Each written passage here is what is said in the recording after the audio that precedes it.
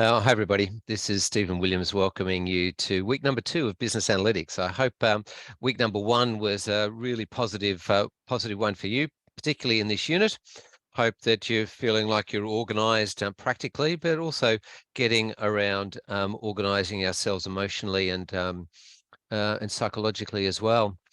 This week, we're going to look at univariate analysis. This is what I think I'd characterize as a gateway unit or a gateway topic for assignment number 1.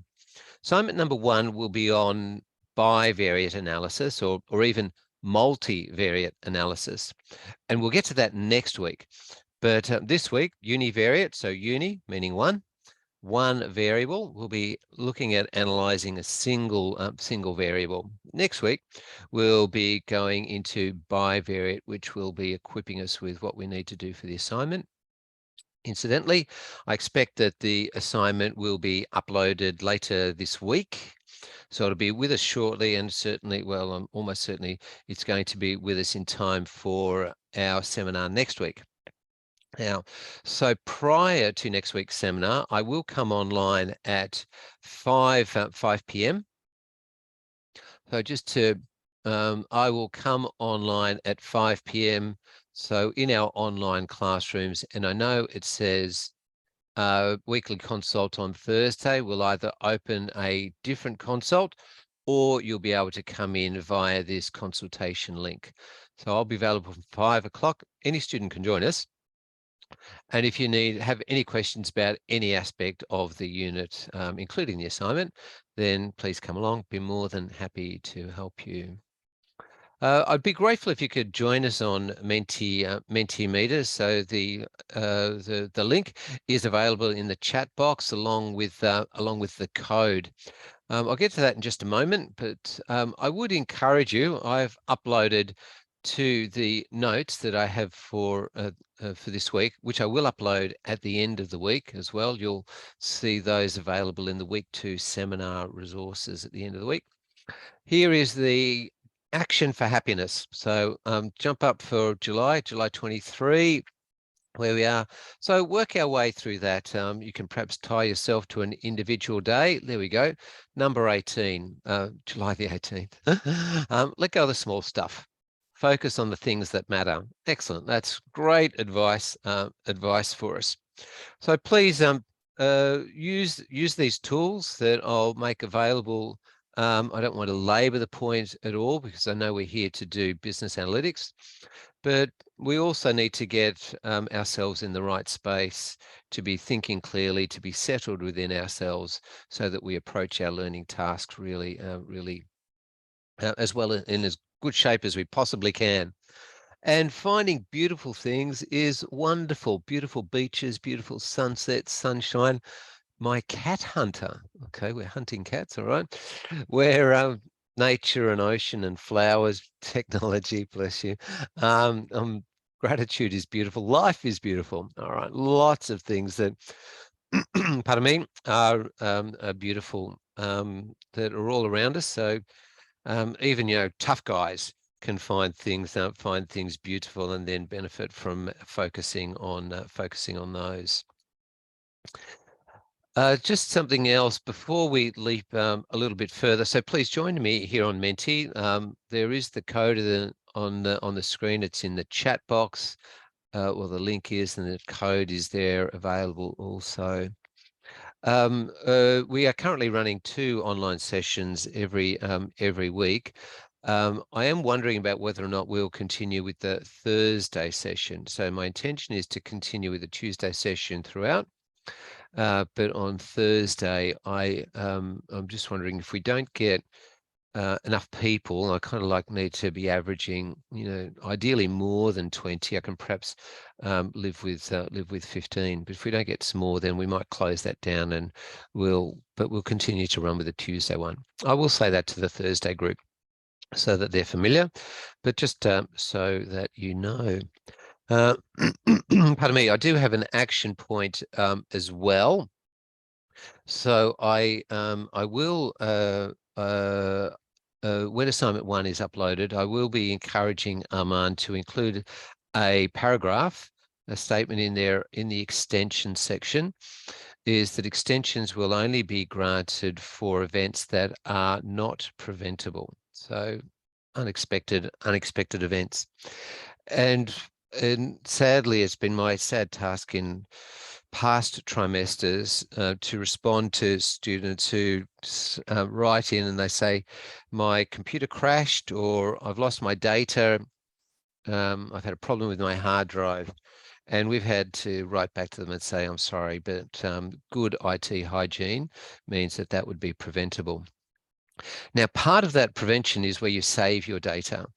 I know in the notes that we go through, we'll even see them tonight, is that it will say save your data to your hard drive and save it often. I'm actually going to nuance that a little bit. I'd be encouraging you to save it to the Deakin network. Now, I think every Deakin student then has space on the Deakin network, either directly into the network or into OneDrive. And so I'd strongly encourage you to save your data to either the network or to OneDrive. My action is that I'll get in touch with my IT colleagues and I'll ask them what the recommendation is. And I will then post that recommendation on to the frequently asked questions that are on the unit site. But please put yourself in the position where you have plan B in case something unfortunate happens with your IT environment. There we go. All right, lots of things. Thanks for joining me on Menti. There's 20 of us here who are online. We've got 11 of us, so we've got a majority have come in, and we've had a couple of bites at it as well, which is fantastic. Better human rights is something beautiful. Absolutely right. Absolutely right. Well done. What a very generous thing to say, perhaps about other people as well. Well done. Good for you. Thanks for that. Oh, that's really, I'm blessed by all of these, but that's the empathy part of gratitude, empathy, and mindfulness. Fantastic. Righty ho. I hope since that we've started off that we're becoming more aware of data in the world around us. Can you use Menti to let us know if there are any examples? There's one that I came across. There's one that I came across. There was Coles leaked. So it is a bit, a bit data hackish, unfortunately. And so you'll see, I did see it on the ABC News website, but when I Googled it earlier, I couldn't find it. Yep. Anyway, but we can get the kind of gist about it. Now, it's a little bit unfortunate, sadly, but it is really, well, it was a pretty profound one, I think. So there were a few more, I think, that gave us a bit more of a feel for it. There we go. So here in the Australian, I'd take you to it, but there's a paywall, and so I can't actually go too far. But we can just get the gist of it. So on Sky News, leaked documents reveal households are slashing their spending on essential items in response to the cost of living, well, crisis, they say. Leaked data from the supermarket obtained by the Australian shows customers are spending less on products like body soap and body wash and other products as well. So when you go into a supermarket, you'll be scanning your items as you're at the checkout. It's a really useful function. If you were to also include a loyalty card, then the supermarket would know what you're buying, how much you're paying for it, where you're shopping, and they can then use that information to target advertising in your direction. And that can be a welcome thing, because if something's on special and they let you know, well, that's a great thing. It can also mean that it gives them stocking information. So if their IT system says that they've got 120 boxes of Weet-Bix on the shelf, and then every time somebody buys a box of Weet-Bix, that registers in their system. And when it gets down to a fairly low level, then that will be the signal to get more Weet-Bix onto the shelves. And so when you go into Coles then, or into any supermarket, Coles, Woolies, then you've got a degree of assurance that you will actually be able to find it. But of course, that means that the supermarkets can track what gets sold today and compare it with what was sold yesterday, or they can compare this week with last week or last month or even last year. And that's what this data then is revealing, is they're comparing shopping habits this year with last year, and they're finding that there is quite substantial changes to consumers' buying habits. Now, I know that this is a little bit unfortunate, and I know I don't mean to make light of the difficulties that some people are facing at the moment. That's a really hard thing, and I hope that we can put that behind us a little bit. I also hope, I know that it's leaked and I know that's Coles proprietary data, but I kind of hope that they would share it with the government as well, and then say, look, here's some pretty hardcore data about the hardship that some people are suffering at the moment. And so maybe we can use this information to influence government policy. There we go. That's something that I saw. Yep, somebody's found plenty of data at work. Of course, sports with the cricket at the moment in England, you have batting averages and bowling averages, and with the footy, there's all manner of data that's available there, and we'll get plenty of it when the Women's World Cup, go the Matildas, kicks off, boom, boom, later on this week. There we go. Yep. So, all right. So we're measuring and tracking the wastage of items at work. Yep, that's absolutely right. We can do that to make operations more efficient. Victorian government realising the Commonwealth Games are going to cost double or triple their initial forecasts. Yeah, that's right. So there was plenty of data there. And interestingly, this will point to assignment number 3 in a way, because they're projecting from where we are at the moment, they're projecting to what it is likely to be into the future. Assignment number 3, we'll get into predictive, there we go, studying for this subject. All right, I hope you'll become more aware of data as we go along. Now, before we, you might have worked through what is there on the unit site. If so, you'll be able to answer this already, but don't worry if you haven't, because we'll kind of go through it. Now, on week number 2 well, let's come back a step. I'd like you to go into week number 1. And in the seminar activities for week number 1, I'd be really grateful if you would download the Excel file. And this is what I'd like you to do every week. So start with this initial or raw virgin Excel file. There it is there. We're going to work from that this evening. So stay with me. We'll step through it. Then we can go into each week. This week, week number 2. And then seminar activities. So I think Cara has joined us. Cara, I think it was you that put a question on the discussion board about releasing materials. And so week 3 has already been released. So there you go. We're monitoring that discussion board. We're doing everything we can to try to respond to you. I'd encourage you not to open this Excel file, because that's the completed one at the conclusion of every week. Now, feel free to look at it if you want to review or you want to compare the approach that's been taken there with the approach that you've taken. So absolutely, it's there for you to use. But what I would like us to do in our session this evening is work towards completing it. So please step with me through this scenario. I know it is different to what we worked through last week. So Arman has just reorganized the resources that we're going to follow through for trimester 2. And I think actually what he's aiming to achieve is really good. So just sort of stick with us, and let's keep positive. What we learned last week is absolutely going to be useful. And this week we get to build on it as well. The desk-placed CEO wants to better understand the departmental responses to the employee survey and whether performance is meeting the desk-placed benchmark. Refer to the original case study for the details. Now, yes, we will need to do that now, but let's just, let's actually do that because it will be relevant to what we're going to, so some of the questions that we're going to look at this week.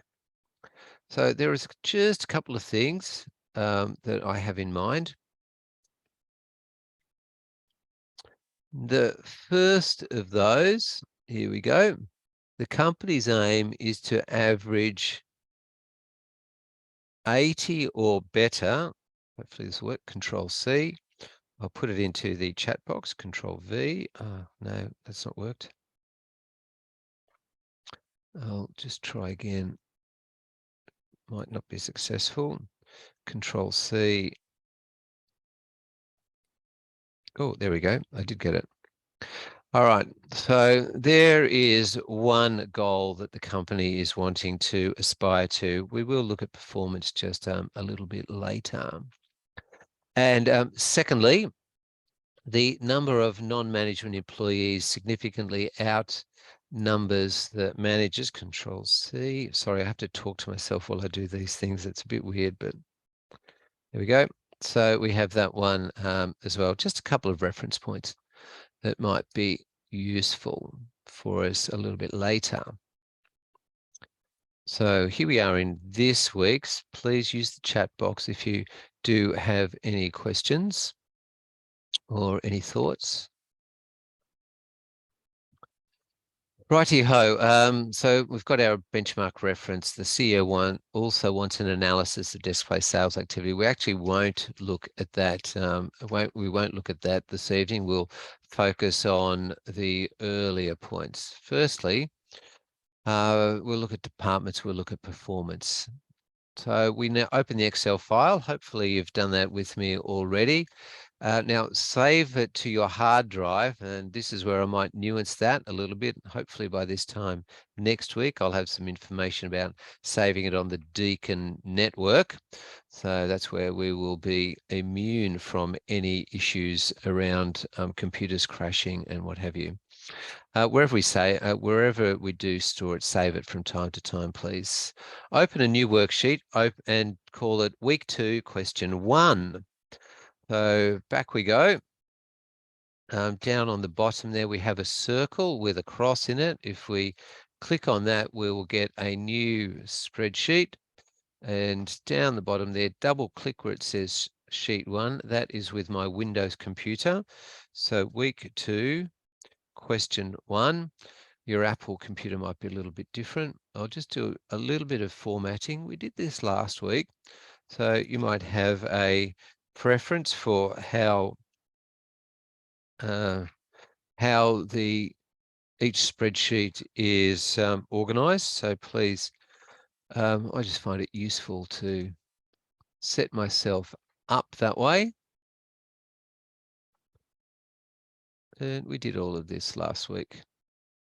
If you have any questions, use the chat box. I will try to monitor that, and I will also stay online afterwards if you have any follow-up questions.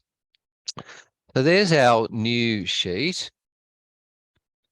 Go to the employee survey sheet, copy the column headed department, paste it into that new sheet. So on the survey department, let's take the cursor off the spreadsheet. So from that neutral position of the white cross, it turns into a black downward arrow. We will click, I will copy, and across in week 2, question 1, I'm going to paste it. So there we go. We have the data there. Right. Now we need to create a frequency table. We'll use this equals COUNTIF function. The result that we want to come to is this result here. And on the way there, I will make a comment about absolute referencing, and we'll contrast that with relative referencing. but let's go. So here we'll just move out a little bit to the side. So department, D-E-P-A-R-T, department,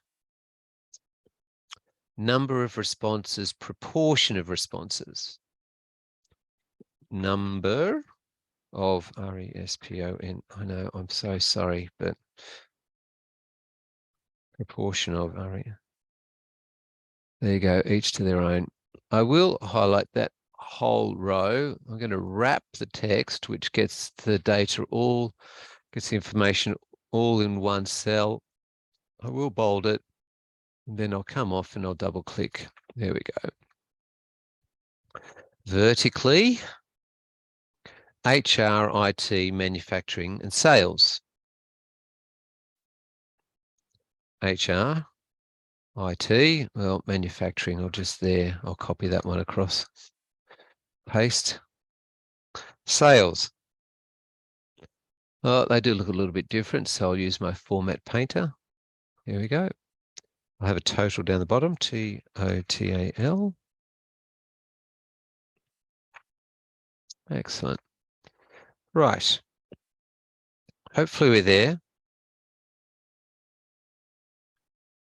Make the Excel full screen. I think it is full screen, Agnes. I'm not sure if you need it bigger. I'll try to make it bigger for you. Hopefully that helps. But when I'm moving between them, all right. But yeah, thanks for that. There you go. Hopefully that helps. Now we're going to use this count if function. So I'm going to go equals COUNT. We get a list of options that are available there. I'm going to double click on the count if one. You'll see it opens the bracket, and in the narrative there it says range. So we're going to select the word sales. I'm going to click on the word sales. Then on my computer, my Windows computer, we want to highlight all of the data. So I'm going to go Shift and down arrow. Now, I think even on an Apple computer, Shift will anchor it in the place where we started. You could use the down arrow. You can use or the page down key that will get us toward the bottom. Once we've highlighted, Laura says, on a Mac, it is Command Shift down. Thanks, Laura. That's wonderful. Appreciate that. Then I'm going to, once we've highlighted that, we'll do a comma. And now open the quotation marks and write HR. Close the quotes, close the brackets, hit enter. Ramina says assessment number 1, we're hoping to release that by the end of the week. And this has then, from that range from A2 to A301, 67 employees are HR. Now, what we could do is we could copy that equation, move it down to the next cell, and we could paste it. Then when we look at it though, you see now we're missing that first one. Oh, okay. Thanks. Angela's just said she didn't do the quote marks. We're going to kind of do away with the quote marks shortly. Perhaps you're operating on a Mac and maybe an yeah, so maybe the Mac allows you to do that. So what we've done, because we've copied the equation down one cell, then what Excel has done is that it's copied the references down one cell. Well, that's not really what we want. I'm going to go back to the original cell because you see here, we start at row 2. So when I go down to do IT, manufacturing, and sales, I wanted to start at row 2 for all of them. So in order to lock that in, so this is called absolute referencing, I put a $ before the 2. And I'll also, to make sure I lock in that it finishes at 301, I'll put a $ there as well. So that means that even though I might copy the equation down, in this second location, it continues to refer to that original range that I set. Now, I know I have copied it down. I could change this. So I have to just change HR and replace it with IT, or on the Mac, perhaps don't need the quotation marks at all.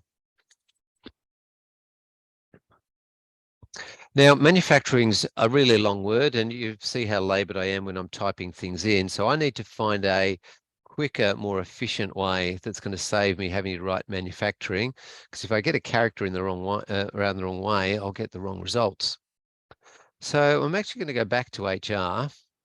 I'm going to go back to my original equation, and now I'm going to replace that HR. So I'm going to highlight it, and I'm going to click on the cell where HR is written. Now I'll hit enter, and I still get 67. So now, when I copy that down, and so cursor to the bottom right-hand corner, that little green square, the shape turns to the black crosshairs. I'll click and I'll drag it down. So, oops, daisy, something didn't work. Oh, isn't that funny? It worked for the other ones, but not for IT. So I'll take that character out. There we go. All right. So there was a space after IT. There we go. So now it has worked, and we can see that there, the next cell down is referring to the red cell down, but the blue cells are fixed. So the blue is relative referencing. The red is relative referencing. The blue is absolute referencing. I can use my auto sum to add them up. There we go. And there's my 300. That's a bit of a control check. Now my proportions. So if you're up to it, then feel free to jump ahead, but otherwise we're going to do an equation equals. Click on this 67 divided by, click on the 300, hit enter. I get 0.22. Now, again, if I scroll that down, I'll get an error, and that's because, yeah, I'm relative referencing. So we'll just need to make sure we're always referencing this 300, always referencing row number 6. And so in that D, we'll put $1 before the 6. Incidentally, if we were going to the right or to the left and we wanted to keep the columns consistent, we'd put $1 before the column sign. But there we have that. But before we copy this, let's turn it into a percentage. 2 decimal places is fine. 1 will be fine as well. Now, if we copy that down, we not only get the equation, but we also get the format as well. There we go. Hopefully you're able to follow that. So to once more to get the percentage, you could just hit this percentage button. That would work just fine. Or we can do the arrow key. And from this list, we can select percentage and however many decimal places we want. Good. Keep using the chat box just the way you're doing it. That's great. All right, I'll try to make that a bit bigger. There we go. So what we have created is a frequency table. So frequency just means to count or how many of there are. We've done absolute referencing. What we might do is, let's just see which department had the most responses to the employee survey. So join me again on Menti. You can go back to your Excel file or the Excel table, or if I put it this way, the analysis, the data analysis that you've already created, and we will find that manufacturing, there it is, 98 out of the 300 come from the manufacturing department. It is worth bearing in mind, I think, that this is the 300 is the sample. And what we really want to achieve then is for the sample, oops, Daisy, wrong ones, to be able to tell us something about the population. So the sample of some employees to tell us about all employees. And so especially in assignment number 1, when we get it. So later this week we'll have it. So next week we'll might even have some time in our seminar to workshop it just a wee bit. Then I would like us to be focusing on the assignment that we will get the implications for the population. I know it is absolutely dependent on the sample being an accurate subset of the population. But that's why we're doing this sample, not so much to find out about the sample itself, but what it can tell us about that population. Alrighty, yep, manufacturing had the most. What proportion of responses came from the manufacturing department? Can you find that on your, excuse me, on your analysis?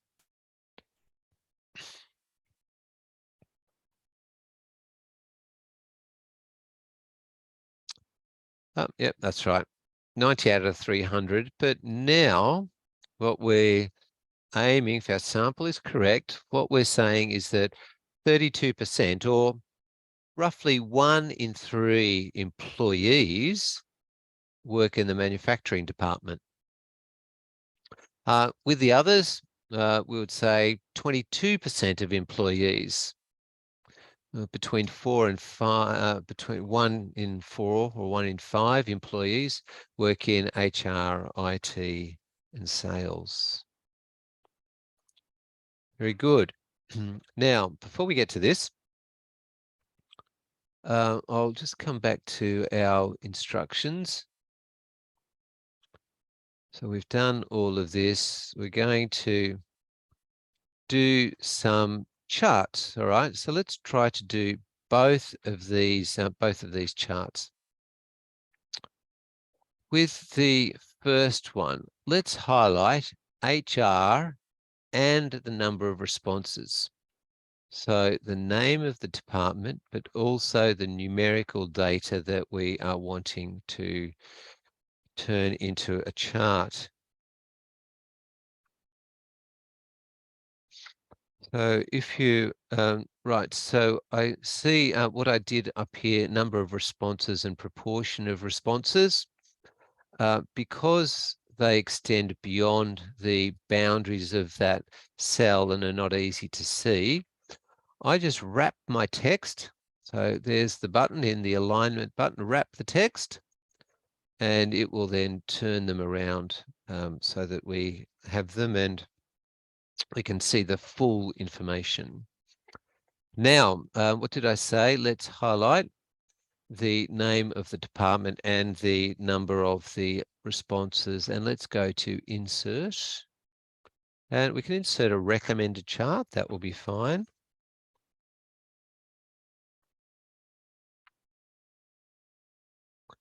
And then we can just click on OK for that. Agnes says, can you highlight the IT number of responses? All right, I'll get, there we go. Or maybe I'll just put this over here. I'll move over a fraction. There, we can see everything. Right, Agnes, hope that gives you what you need.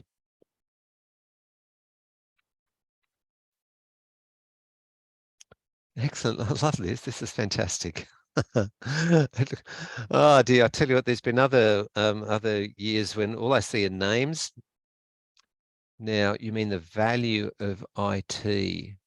So how we get 67, we're going equals count if. There we go. Hopefully that gives you, when I highlight it, all right. Oh, thanks, Lucy. All right. I think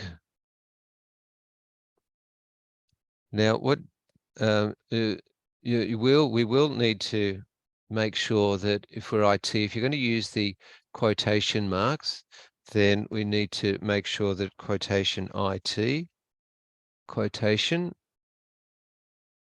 and that will work just as well. Hopefully we're all kind of there now. We can format our chart. If you click on the chart, up to then chart design. If you're on a Windows, you can go directly to chart elements with that plus. If you're on a Mac, I think you need to chart design and add a chart element. We can add axis titles, so the primary vertical, and we can then say here the number of employees. You could say frequency if you like. That would be technically correct. And we can format it just like we did last week. So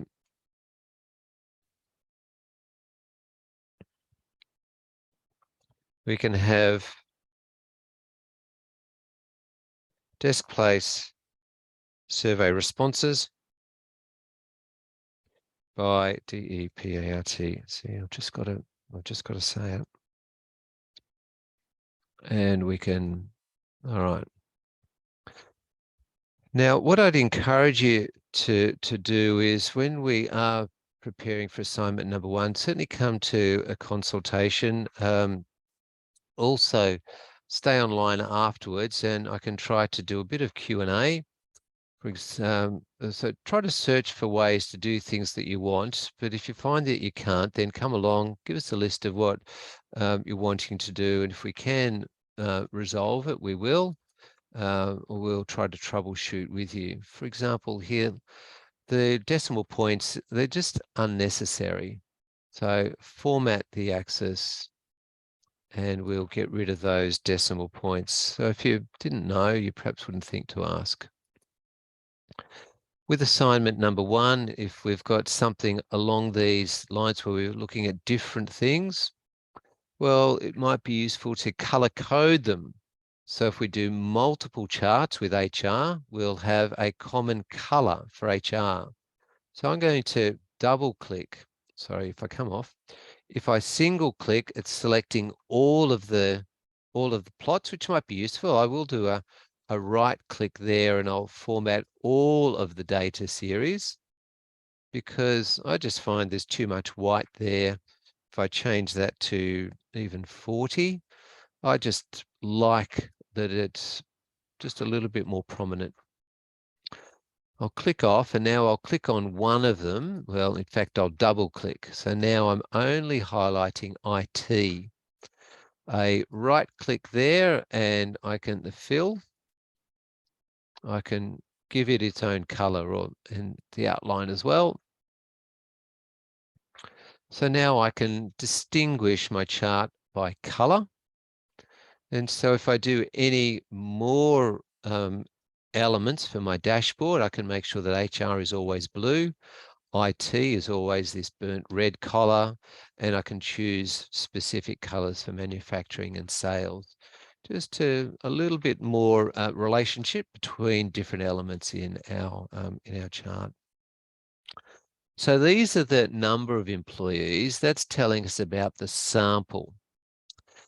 But what might be useful will be to tell us about the population. So let's highlight the proportion of responses, and what we're going to insert. Well, we can look at recommended, and there's our pie chart. So we can make a pie chart for ourselves. We can copy, Control C, and with this chart title, Control V, there we go. Home, we can do some formatting of that. Now look at this. So we do have a legend down the bottom, but it's only 1, 2, 3. Now, let's explore that just a little bit more. Click on the chart so that we have, there we go. Then up the top in chart design, click there, and let's select the data. Now I know on the screen it's highlighted there in blue. Here it is in a window. And the 1, 2, 3, 4 are sourced from here, the horizontal labels, which we are going to edit. And so in this range, I'm going to say here is the information for our labels. I'll hit OK. You can see it's already appeared. There we go. And so down the bottom here, we've got some information there. A more meaningful legend.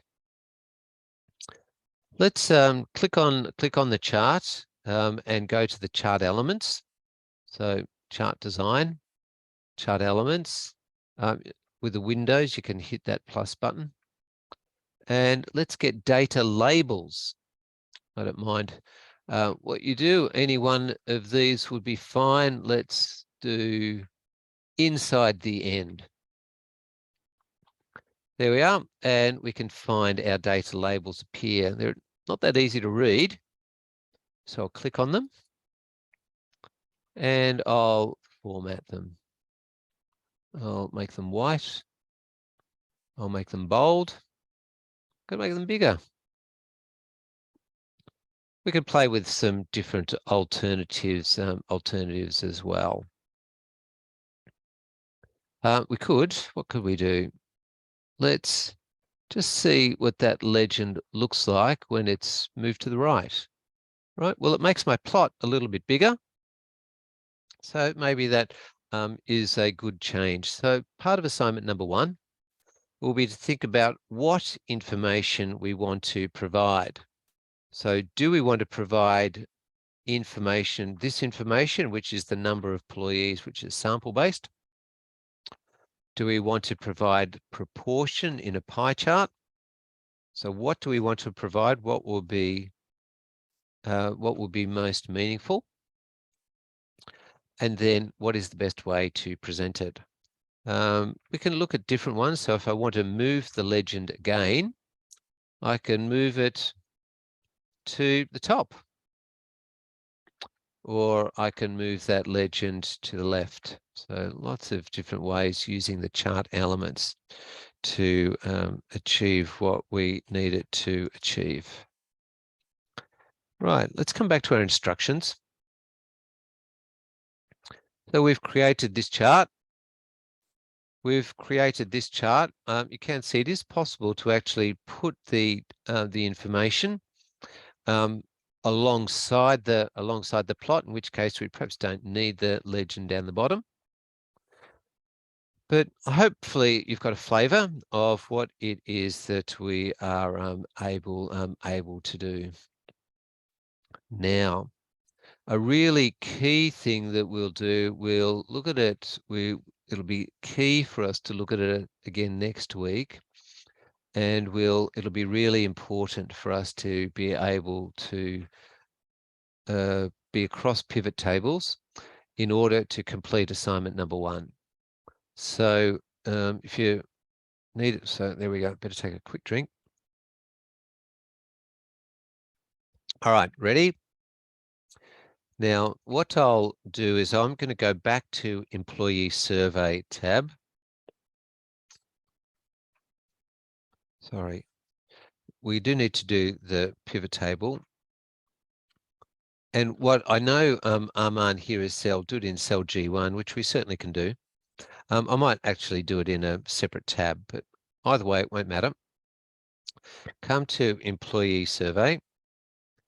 Now, click on anywhere in the survey tool that you like, anywhere at all. You should have this table design option. Now, don't worry if you don't, because I'm going to turn it off. I'm going to turn it off. So I've turned it off. So if you don't have it, follow these steps. So from the home button, from the home menu option, across just a little bit past halfway, format as a table.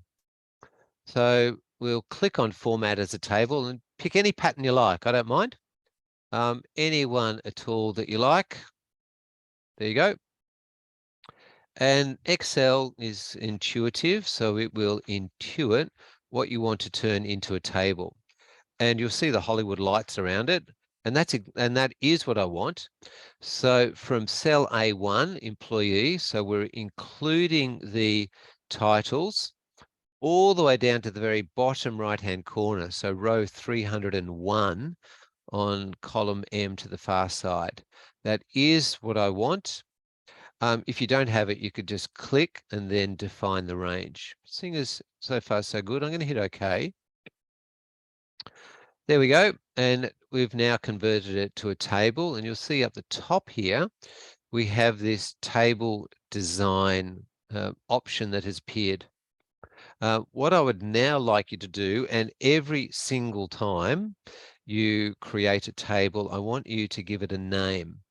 So way across to the left-hand side, table name, you'll see it's calling it table 1. I'd like you to give it a name. I just use the word master, so this is my master data set.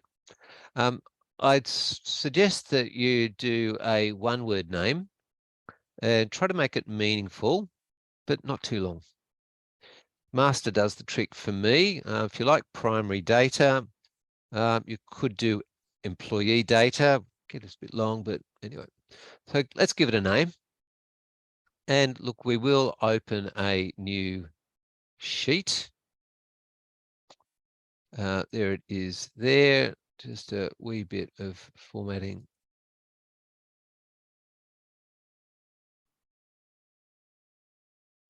Lots of this will kind of get overwritten, but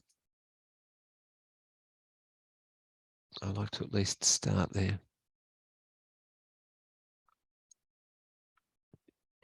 Alrighty.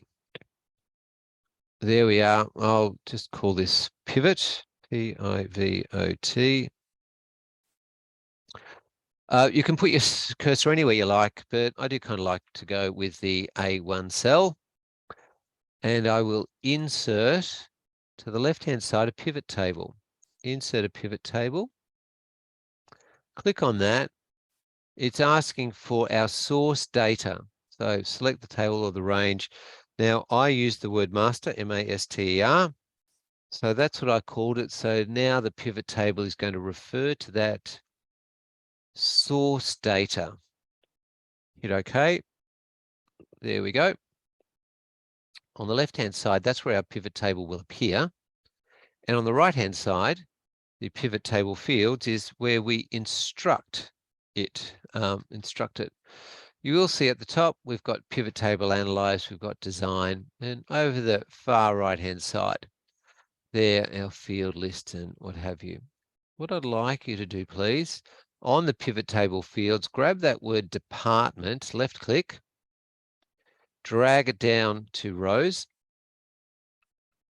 click again on department, drag it down to values, click again on department, so good things happen in threes, again down to department. Alrighty.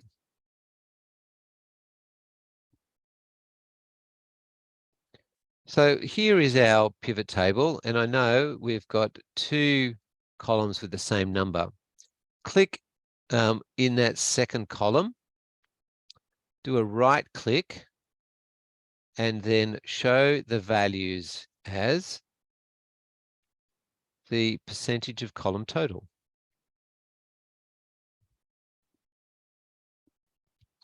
And then if we do that, it's the same information, but now it is converted to a percentage. There we go. I'll just try to make that a little bit, well,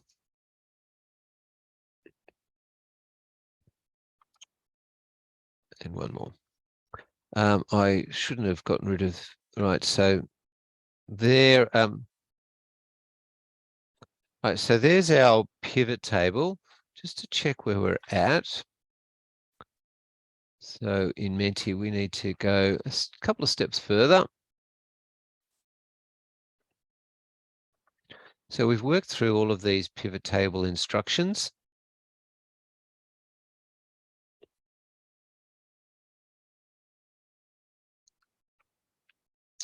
And there is our result.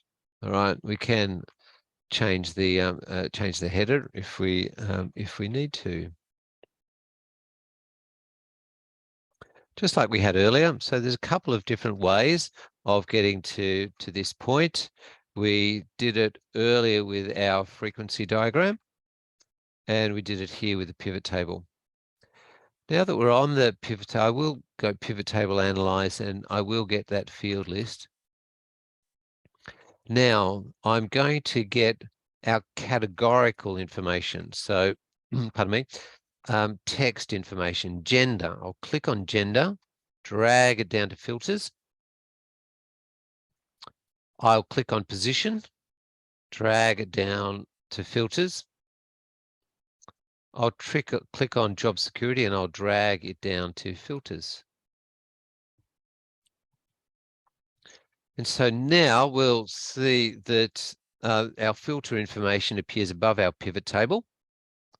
We can click on any of those. So gender, for example, and now we can select multiple items. So now here, where our pivot table will change. So here are our female employees, 143 in the sample. I could even go, so I'm just going to try.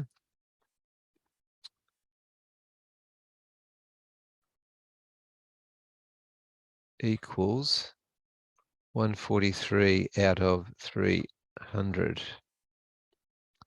There we go. And so I can then get a percentage. So this just gives me a proportion from the overall.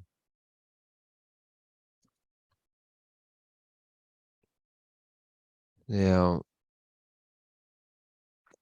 I'm hoping that this will continue to work for us.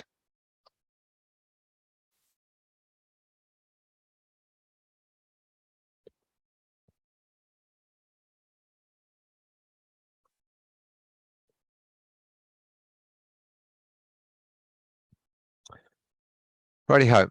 So now I have females. So 34 of the females came from the HR department. So all of the females, so 23.7% of all females came from the HR department. This is, so we'll go, I will say population, of course, it is based on our sample.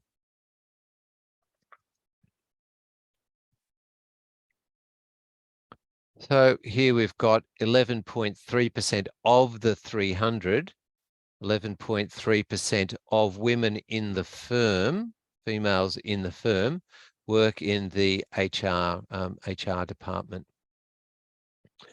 We can flip it. So here are our males. So there we go.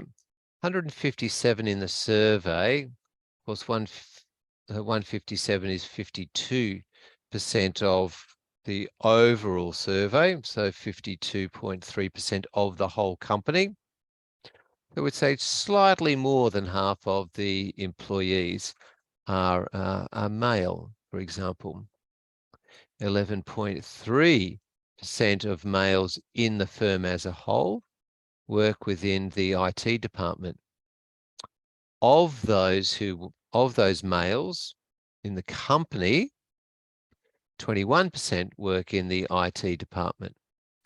So this first one is males only. The second one is the whole company.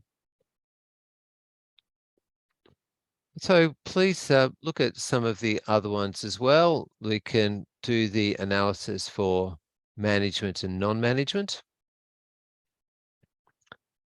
And we can do the analysis for job security. So here we would say 55 out of the 300. So 18.3% of employees in the company are in a non-management position and feel insecure about their employment status. The question that we have on Menti is, which department has the highest proportion of uncertain employees responding to the survey? So if you would please, look at the table that you have created and let me know what your answer is to that question.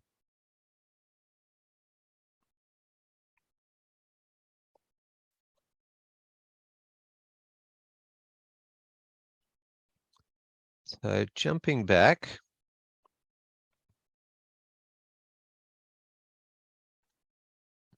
I know we have to think our way through. We have to think pretty clearly about our way through. Of course, with this, I have added a little bit to it. So the basic pivot table,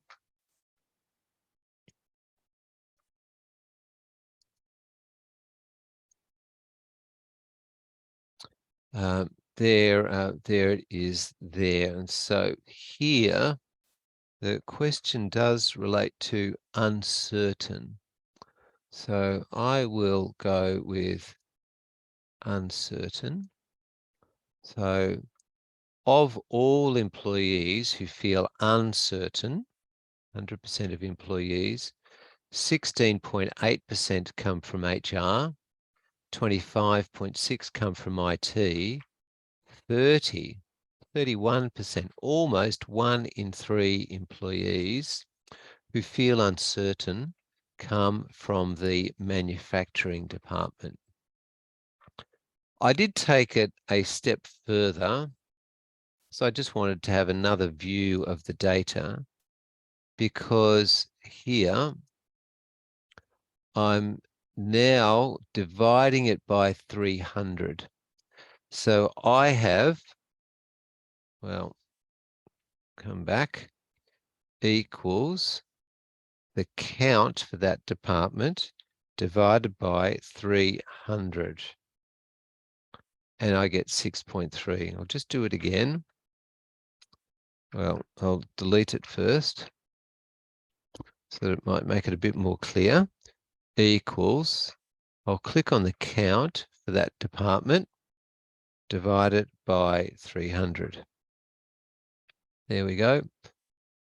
So just one more time, maybe, equals the count for that department divided by 300. So now 113 is 37.7% of 300. So if we extrapolate from the sample to the population, 37% of employees in the company feel uncertain about their employment status. Most of these are located in the manufacturing department. The department with the fewest proportion of uncertain employees is the HR department. So if you think job uncertainty is something that is important for management to know, then it's really useful to flick on that, that filter. If we like, if we want to uncertainty and insecure, then we'll get another view of the data. So on Menti, yeah. So manufacturing department has the highest proportion of employees who are feeling uncertain. Right. So when it comes to job security, please tell me from your analysis, all I need is the facts. What is the key message? Well, or what are the key messages that management ought to understand about employee job security? Any thoughts, please?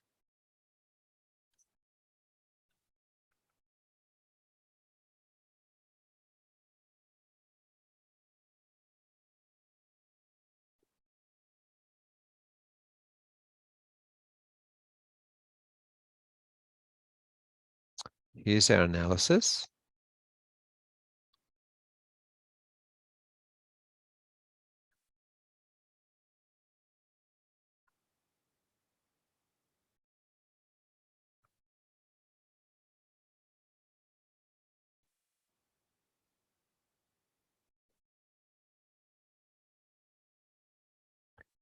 Please use the chat box if you do have any questions.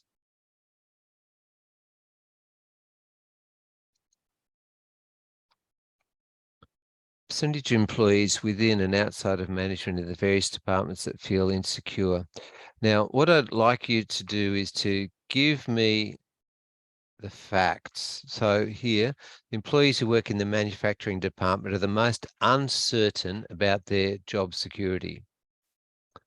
So the employees in the manufacturing department are the most uncertain.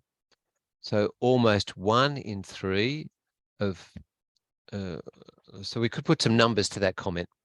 Almost 1 in 3, of course, the third would be 33%. So almost 1 in 3 employees who feel uncertain come from the manufacturing department. Or we could say 11.7, more than 1 in 10 employees in the company feel uncertain and come from the manufacturing department.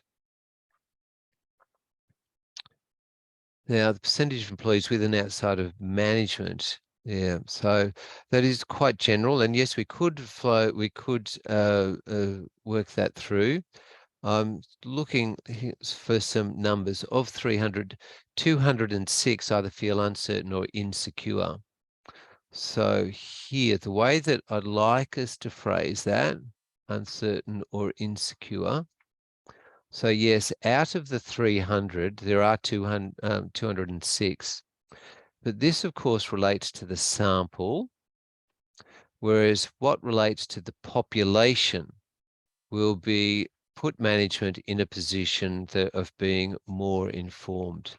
Management may not know how many are included in the sample. Well, I know you're telling them here, but we can perhaps make it we can go a step further, and we could say more than 2 out of 3 employees in the company feel insecure or uncertain about their employment.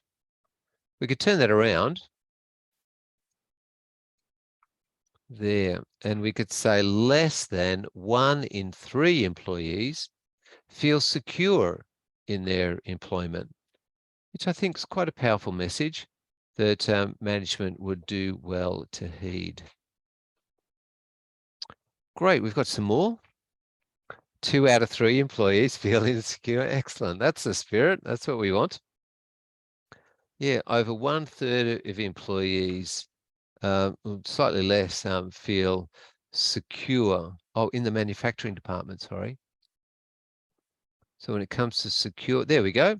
30. So over 1/3 of all employees who feel secure come from the manufacturing department. Great. 31% of employees feel secure about their job. Yes, only 31. Now, I'm glad you didn't say only 31, but you've just reported the facts. We're not going to try to color it and say that it's good or bad or whatever, but we'll just report the facts. That's good. Great. Right. Which department has the highest proportion of management employees responding to the survey?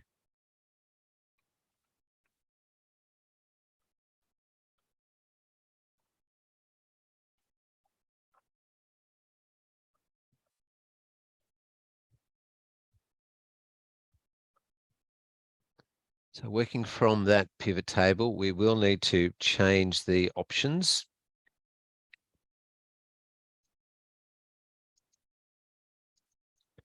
And simply looking at management employees.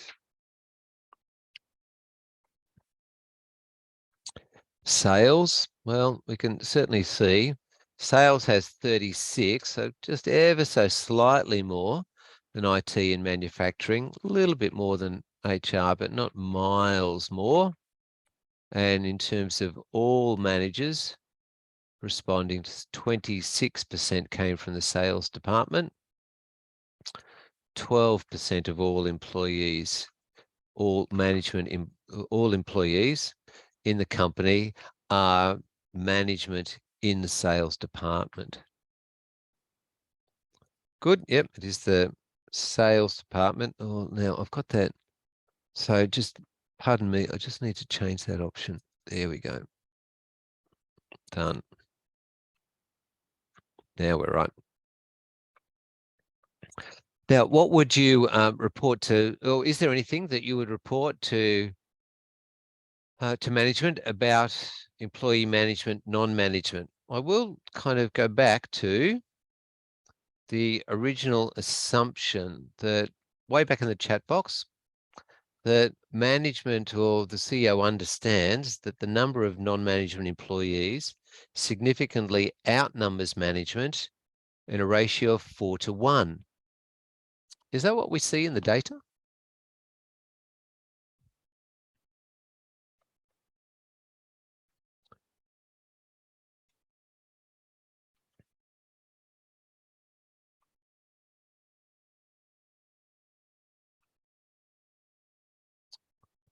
So management, we're seeing 46% of employees in the company.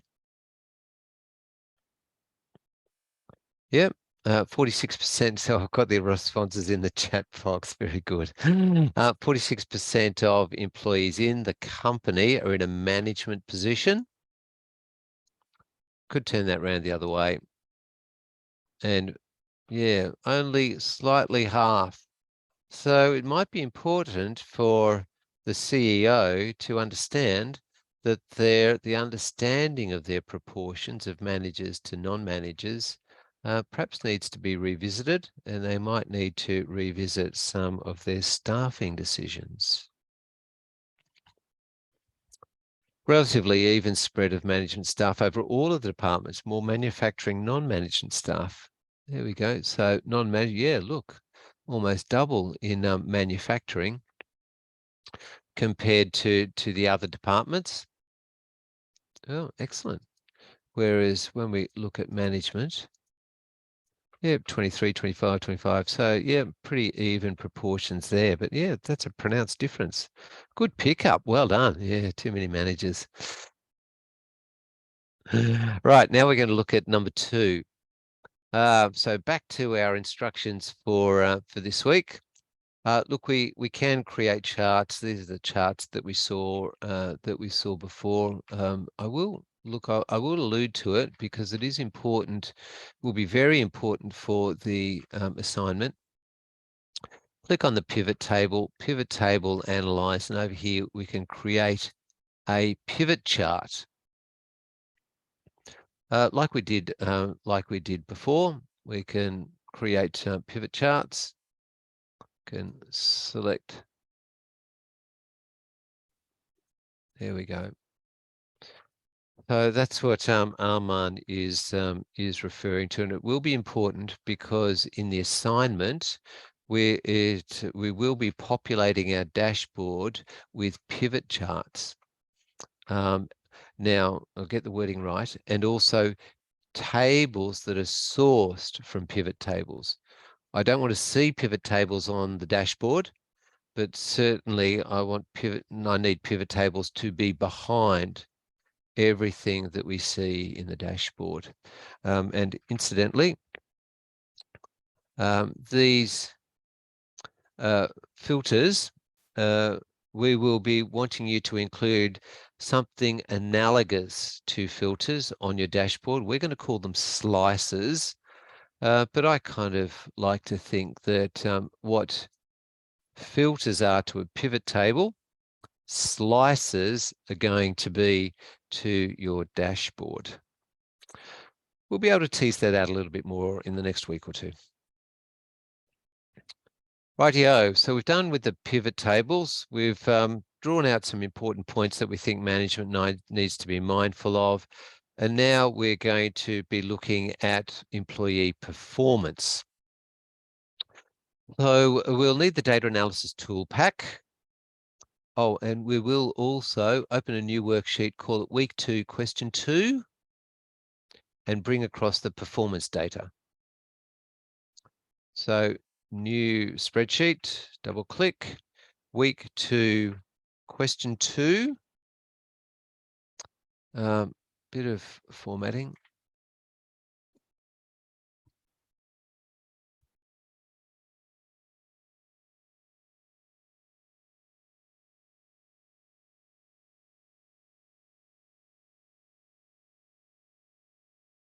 There we go. And from the employee survey data, we are now looking at performance. So we'll click on performance and hit copy. Cross to that new spreadsheet and hit paste. There we go. There's our data. Now, we will need to use the data analysis tool pack. We did go through enabling that functionality last week. Please let me know if you don't have it. I can go back again. But let's come in, if you do have it, into the data analysis tool pack. And from this window, we'll select descriptive statistics and hit OK. Oh, okay, we don't all have it, so I'll come back. If you're in a Windows environment, go to File in the top left-hand corner, then go to Options in the bottom left-hand corner,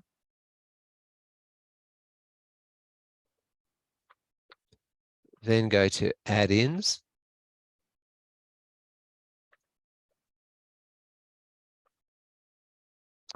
and down the bottom there, Manage Excel add-ins is what we want. Hit Go. And there, activate the data analysis tool pack option. And we'll go OK.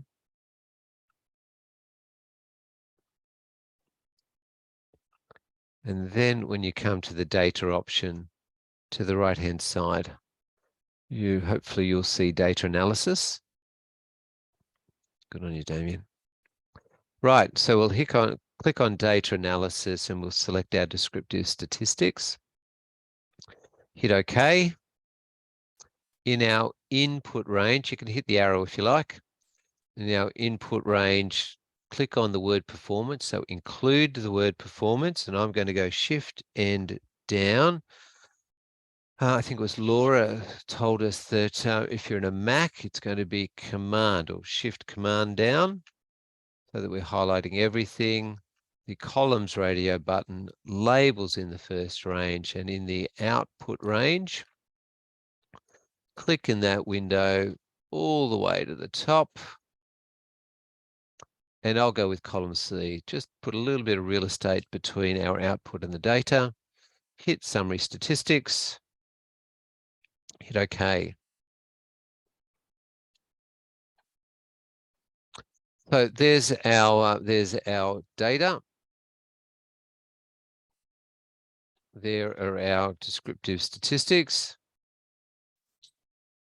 Some of them I'll just have 2 decimal places. Will be plenty. So there are our descriptive statistics for performance. So in Menti, would you please rank employee performance from the highest to the lowest?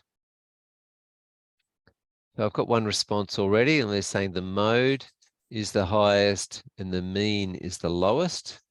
Any other thoughts, please?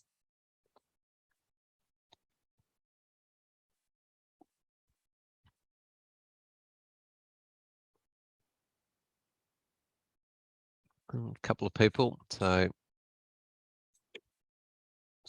now just to recap a little bit, the mode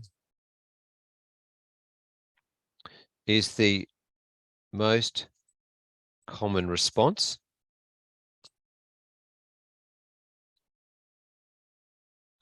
The median is the middle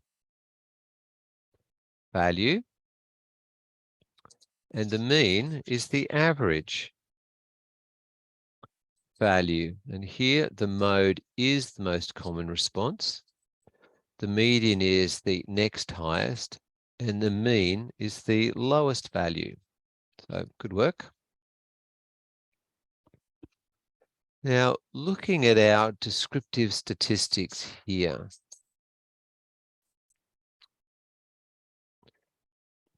what is there in this information that we think management ought to be aware of? And again, let's go back. In fact, I'll try to bring it down. Control C. So in the chat box,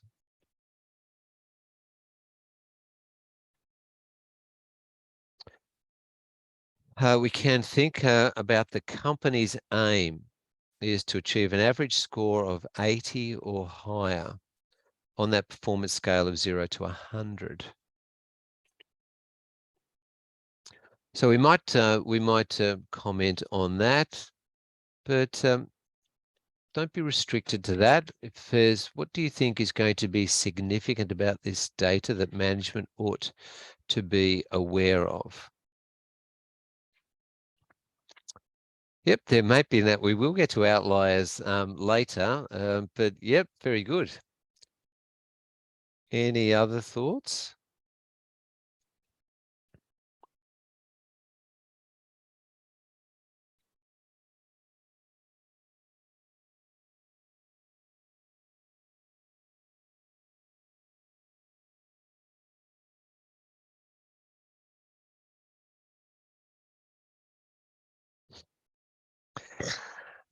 Yes, certainly there needs to be some action taken, doesn't there, Lucy, about that outlier? Right, so we're looking at our performance.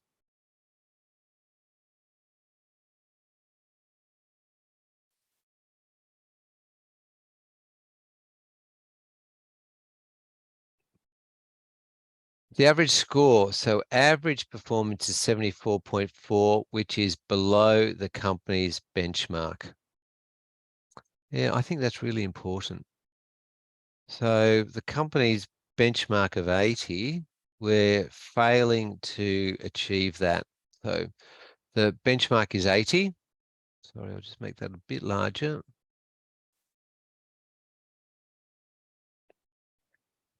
So average performance is below the median. So remember median, 50% of scores are going to be 78 or less.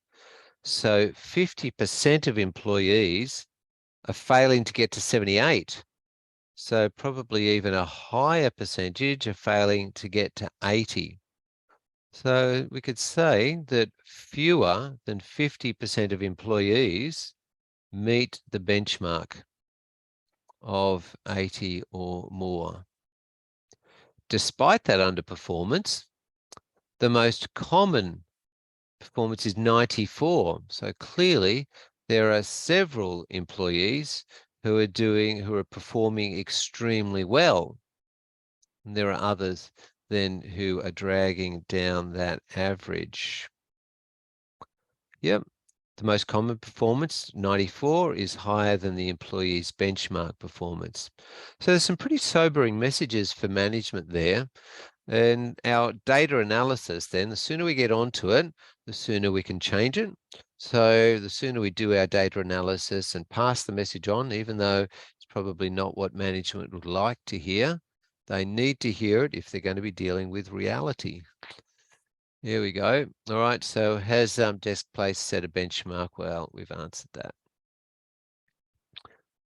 So, and we've probably answered this question about performance compared to the benchmark. So let's keep going. Employee performance has a standard deviation of 18.5. What does this mean? So here we go. There's our standard deviation, 18.49. In fact, so 18.5 if we round to 1 decimal place. What does that mean? What's our understanding of the standard deviation?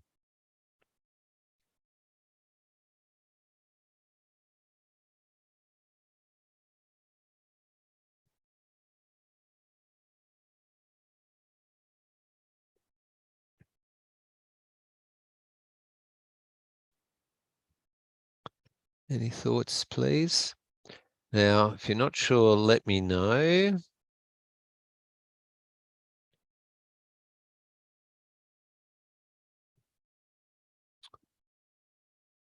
We will look at this in a little more, in more depth in a couple of weeks' time. In fact, actually, after assignment 1 has been submitted, and as Tegan's put into the chat box, it is going to be based on the normal distribution. Now, the normal distribution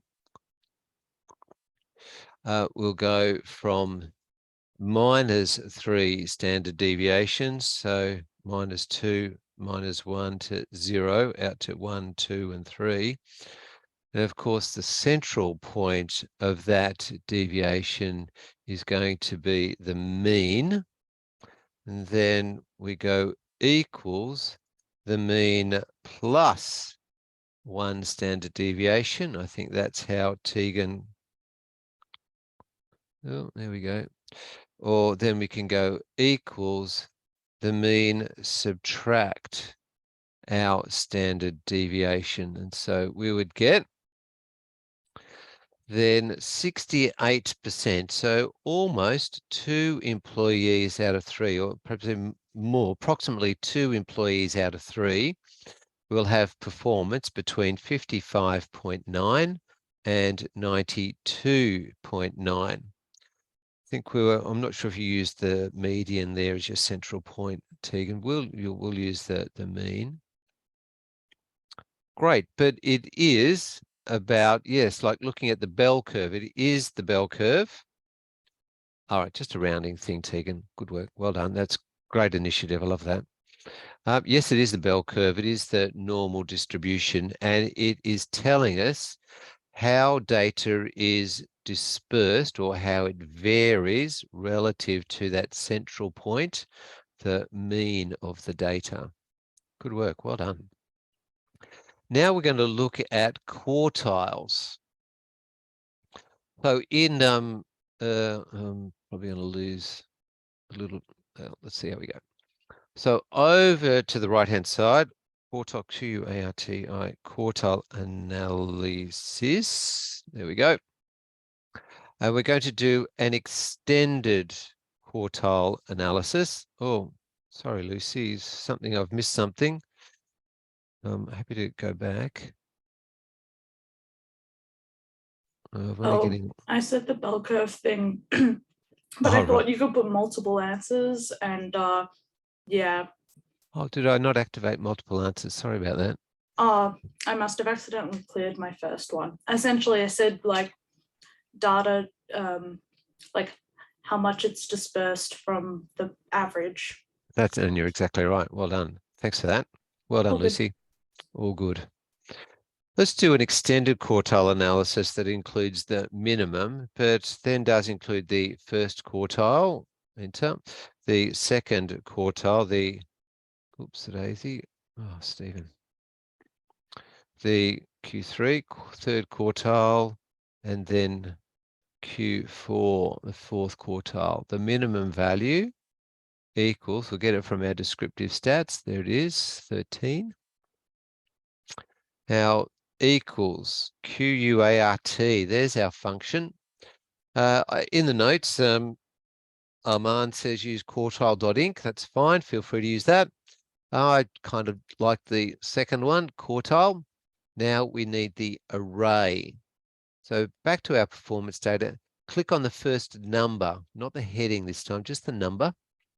And we're going to go shift, end, and down arrow, highlight all of the data. Then we'll do comma. And here we are getting instructions about what to put in. And for the first quartile, the number will be 1. Close our brackets and enter. There we go. And there is quartile number 1.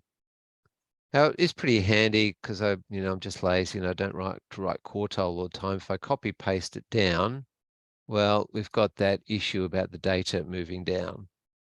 So relative referencing. So the data, we need to make absolute referencing. So a $sign before the 2, $sign before the 301. There we go. And I can copy it down, copy it all the way. They're all the same, which kind of is all right. Because if I click on Q2, back up to there, I can see I'm referencing everything that I want. Now I simply have to change that number 1 to number 2, second quartile.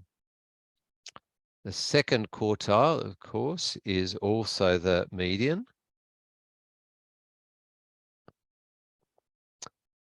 Click on third quartile and I can change that value to 3.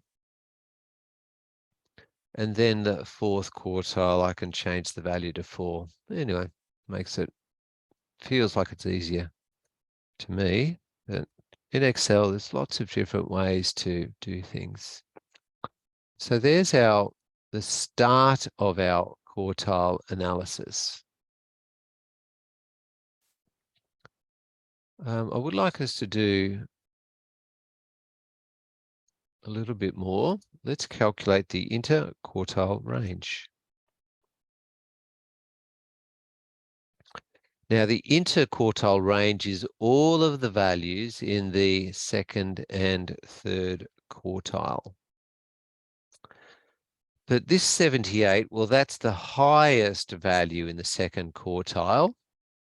The lowest value, if we're going to capture all of the second quartile, we need to capture the lowest value. Well, what we have is this 61, which is going to be the highest of Q1, and we will take as the lowest in Q2.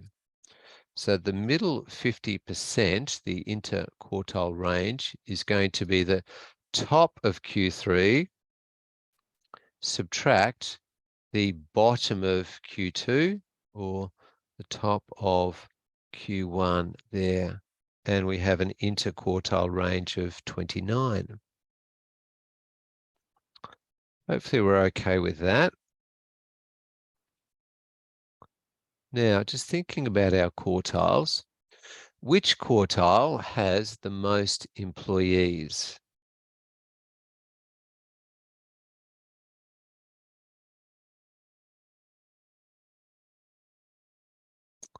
Any thoughts, please?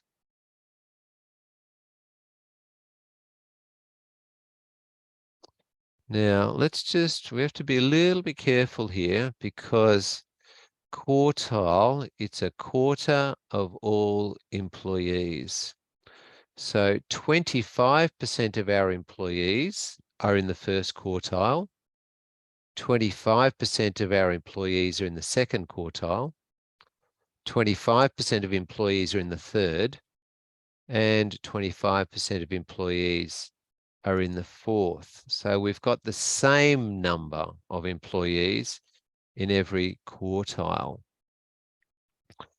Let's extend a little bit further and build a range. So for our quartile analysis, we'll have a range.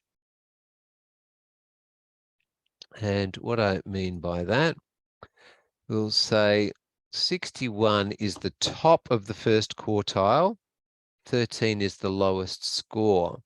So 25 employees have a score between 69 and 13.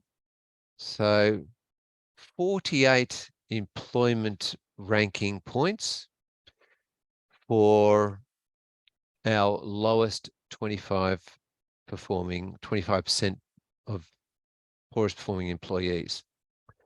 The next 25% are between 78 and 61.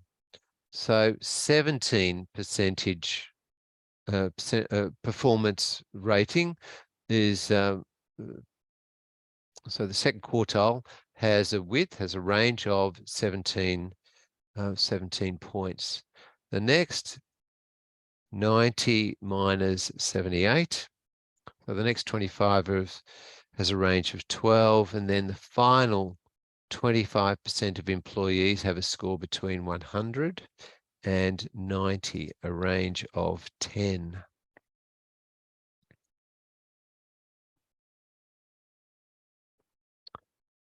And yes, so what we can see is that the fourth quartile has the narrowest range. All right. Considering the interquartile range, what do we understand about that? Does it cover the performance of 50% of employees? Is it the range covered by Q1 and Q2? Is it the second and third quartiles, or is it the third and fourth quartiles?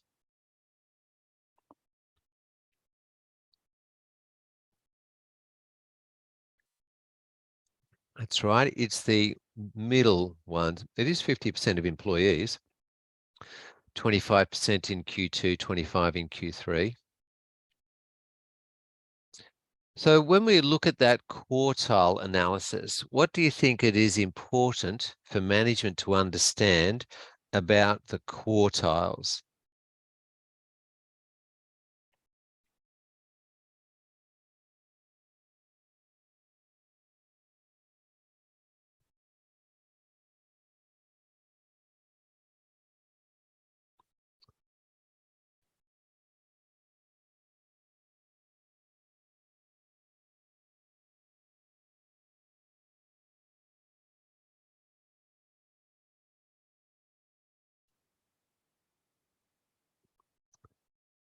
Well, what could we say to management? We could say 25% of employees have performance of 61 or less.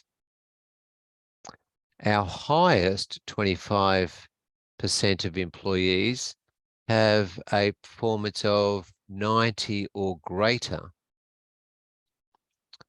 More than half of our employees fail to reach the benchmark.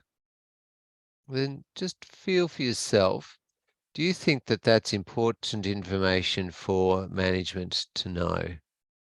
And hopefully some of those will resonate. Almost 50% are over the benchmark of 80, 50% not quite reaching it. So yes, almost 50%, and 50% not reaching the benchmark. So it is good to bring our benchmark into play when we're thinking about this.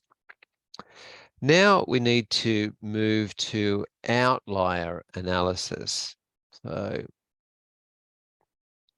here we go. We'll be looking at outliers. We do have a couple of options, and a couple of methodologies, and which one we choose depends on our skewness coefficient. So from the descriptive stats, here we've got our skewness coefficient of negative 0.67. We have firstly the empirical rule.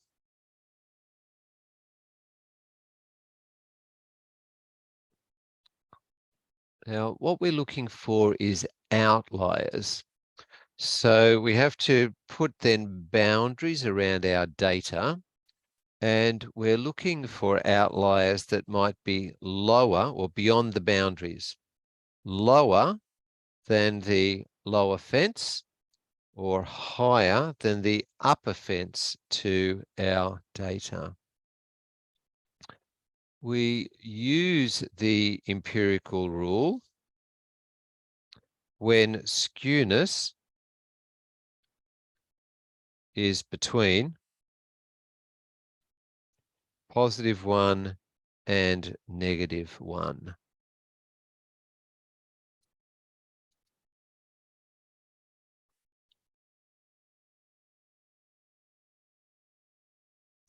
So we calculate our lower fence. Now the empirical rule reflects the normal distribution.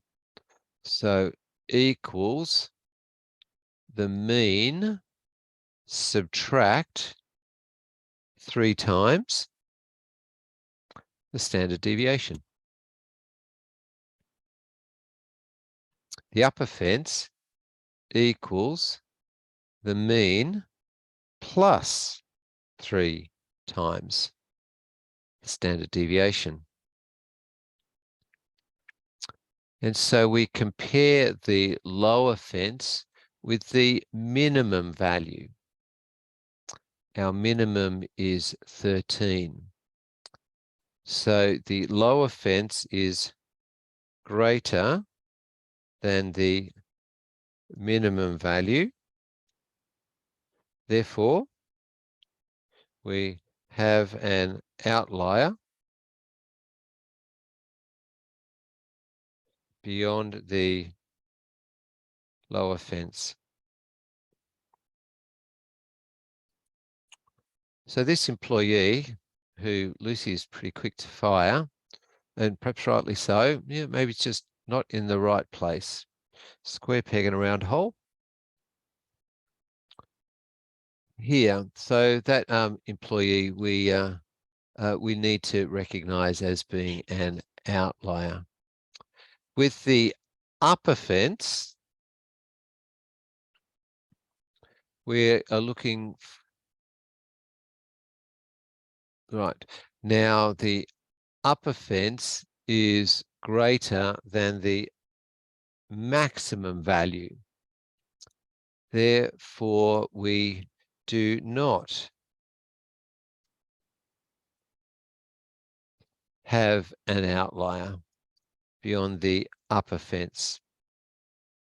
We can also attach our understanding of the data as well, because with performance, it's not possible to have a value greater than 100. So it's not possible for us to have anything greater than the upper fence, but we do have an outlier in the lower fence. The skewness coefficient, of course, isn't limited to plus or minus 1. It can go beyond those. And so the rule, so Daisy, the rule, we have a rule then for that situation. And it is Tukey's rule. Tukey, Tukey's rule. And we still refer to skewness, but now when skewness is greater than +1 or less than -1.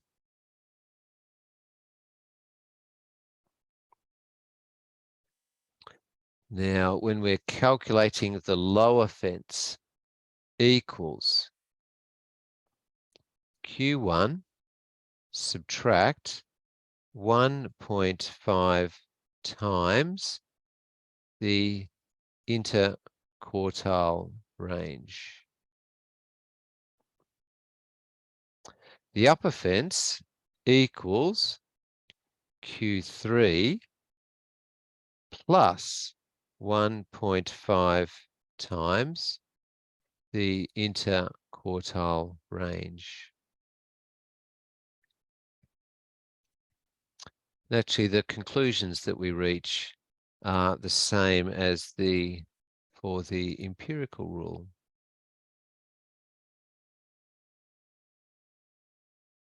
So this minimum score of 13 sits beyond the lower fence. So we'll have an outlier beyond the lower fence. You can keep that there if you have another tab. So which outlier methodology should we be applying to the performance data?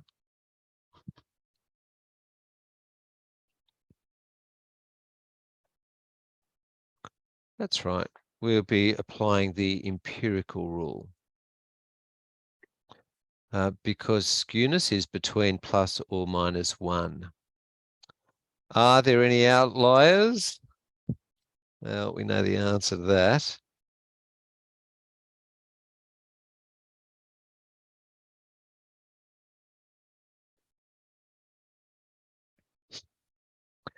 Fire or rehome. Well, it might be well, I wonder if it is a him. Interesting. Perhaps it is. So with our employee survey, let's do Control F. We'll find 13. Oh, there we go. There it is. It is a him. There you go. A male non-manufacturing, 13 years. There we go. So just to recap, with Tukey's rule, here is our equation. The lower fence is Q1 subtract 1.5 times the interquartile range.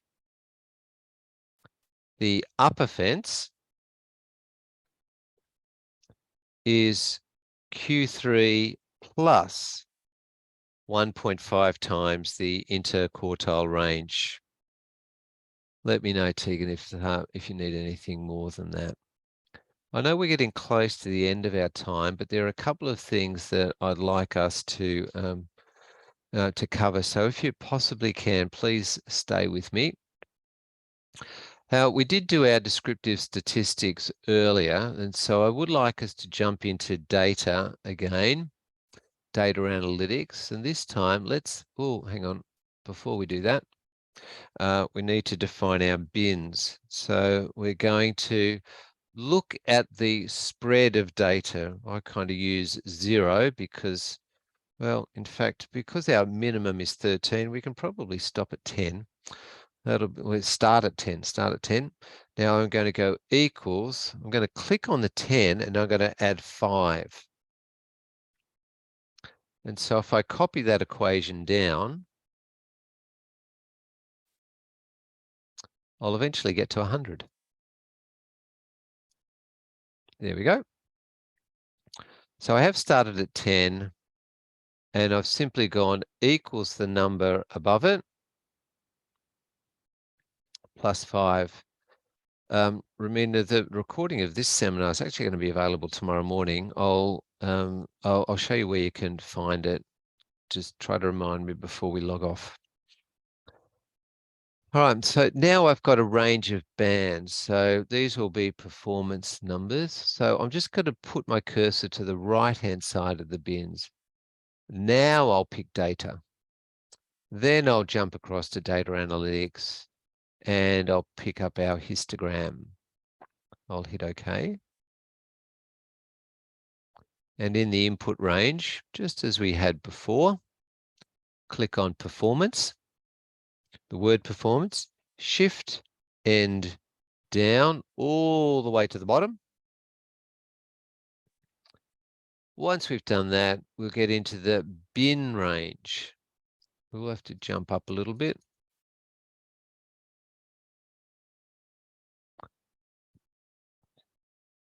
Click on the word bins all the way down till we get to 100. We've included labels in the top row, so we will click that. And for output range, I'll just put it beside the word bins. And I'm going to select cumulative. and chart. Hit OK. There we go. Now here is our table. So we have one employee with a score between 10 and 15. No employees with a score between 15 and 20. One employee with a score between 20 and 25. 5 employees with a performance rating between 25 and 30. By the time we get to our 5th employee, well, we've got 7 employees in total. 7 is 2.3% of 300. So this frequency is calculating or spreading the 300 responses for employees across the different bands. So 5 marks between each of those different bands. And by the time we've counted all 300, we've counted 100% of employees. There's the table, and here's our histogram. Sometimes you do have to go hunting for it. I'll just try to bring it down beside our table.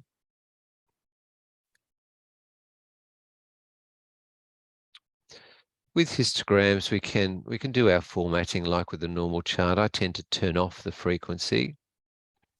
And from the chart elements, I tend to turn on the data table that does include legend keys. Yeah, and so now we have a visual representation of our data. And so this plot, each of these blue plots, frequency, the number of, and the data table down here has the information that we had just a little bit earlier on. If I have fewer decimal points there,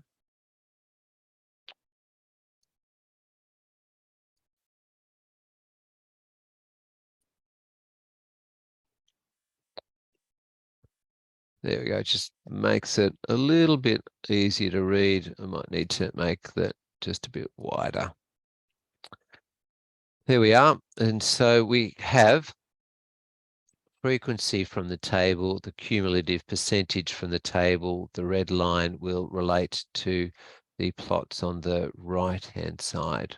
So we can have a visual representation. We can identify the mode. Is this second one from the far end? What's quite interesting about it is that we'll see, we know it's skewed to the left. So we do see negatively skewed. So we see a long tail that is skewed then towards the left-hand side. Right, that's one thing. The last chart that I'd like us to look at, we need to go back to the performance data.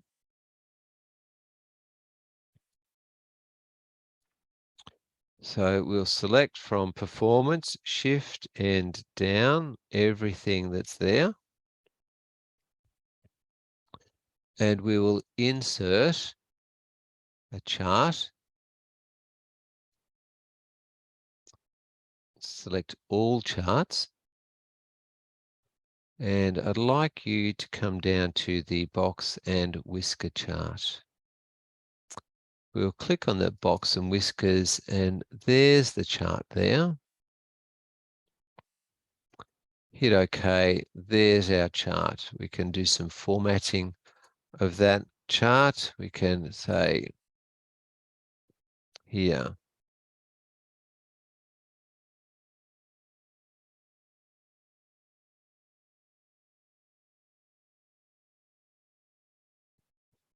displace employee performance. Then we can, well, we better add a chart element so that we know the vertical axis is the PER performance rating or performance score.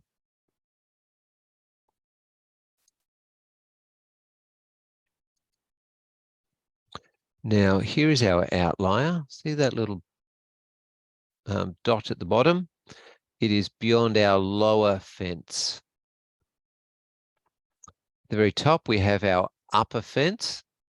Well, we have the practical upper fence. It's limited to 100, so the maximum detail.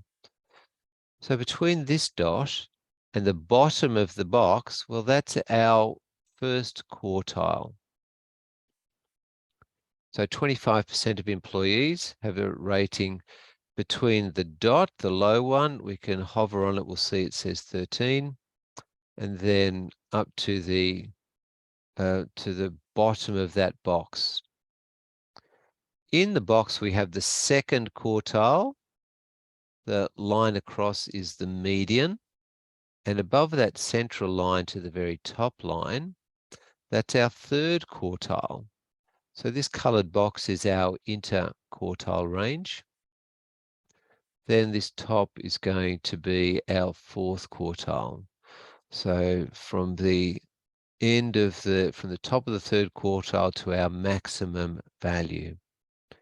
The X in there will be our mean. So we have a pretty powerful demonstration of the spread of data for employee performance. Now, assignment 1 will be out toward the end of the week. If it is appropriate, then and you want the challenge. So now let's just put that in context. You can get an excellent mark for your dashboard without having to include a box and whiskers chart. Having said that, creating an interactive box and whiskers chart, it must be interactive. Creating an interactive box and whiskers chart is not easy. It's doable, not easy. And if you were to include that and do it and to execute it correctly, it is hugely impressive. So that might be a challenge that you want to set for yourself. Don't worry if that's not for you, and make sure if you do it, kind of make it the last thing you do. Cover all of the bases before we go for this super value added. Good on you, Lucy. But it's not straightforward, so don't feel bad if you can't do it, and don't feel like you have to do it. You can still score an HD without a box and whiskers chart appearing on your dashboard. But there you go, if it's appropriate, but do everything else first. There we go. We're kind of out of time, I think. So thanks so much for coming along. Yes, Lucy, for assignment 1. Oh, what do I mean? Josh has just asked. That's an excellent question, Josh. Good work, mate. Right. See these filters, they change the data. So, well, they change the data that we see. And so that's what we mean by interactive. So this pivot table is not static. We can change the inputs so that it displays different information. So in the assignment number 1, we don't want you to put filters, but we do want you to put things called slices. And the slices will perform the same function. Now we have here one chart element, just one table. So if you can then visualize 6 different chart elements on it, so a dashboard with 6, this will be 1 below, 2 beside, and then we hit the slices and it changes all 6 all at once. Then that means that we have a dynamic dashboard. So an interactive dashboard, and that's what we're looking for you to complete for assignment number 1. I hope that's clear for you, Josh. Now, if any of you were unfamiliar with Excel at the start of last week when we stopped, then good on you, mate. Then please just take some time to step back and say, I might not have kept up with everything. And Romina has asked, when will the recording be available? Well, I think by the time that Zoom processes it, it's probably going to be available tomorrow. So when you come in tomorrow, online classrooms, we can click on, I wonder if this will work. So click on Tuesday. I'm not sure how, there we go. And so hopefully you would have come in via this link. If you look at one of the other tabs, there's the recordings. And in fact, there's the recording for last week. And I think that the recording for this week will probably be available tomorrow morning. But I will, at the end of the week, I'll upload a recording as well. I'll record the seminar on Thursday. And one of those two I'll be uploading. But if you want to get a head start. But please, just step back and ask yourself, how much did I know about Excel at the start of last week? How much do I know now? And I really hope that you've learned something, and you've learned something that's really been useful and really been valuable, and we'll continue that journey again when I meet you next week. Until then, please do take very good care of yourself. Look out for your loved ones and your friends. I wish you nothing but the best. If you have any questions, please use the discussion board on the unit site. There is the email, of course, for anything that's of a more personal nature, not appropriate for an audience. And I'll look forward then to seeing you. If you have anything that you would like to discuss before I log off, then hang about. I'll just stop the recording now, and we'll be able to clear those issues. Thanks, everyone. Look forward to seeing you in a week's time. Bye for now.